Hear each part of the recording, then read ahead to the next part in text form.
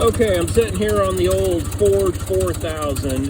Now, it's a 4-cylinder gas model, so it's one of the older ones.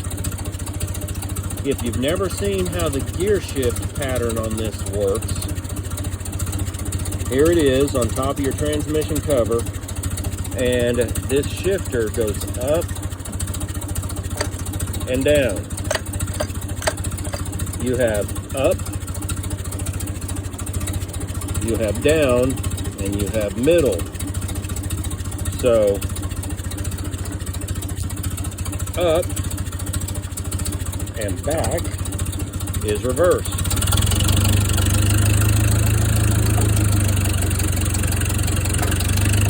Up and forward is third. Middle, about halfway from the top to the bottom. Got first,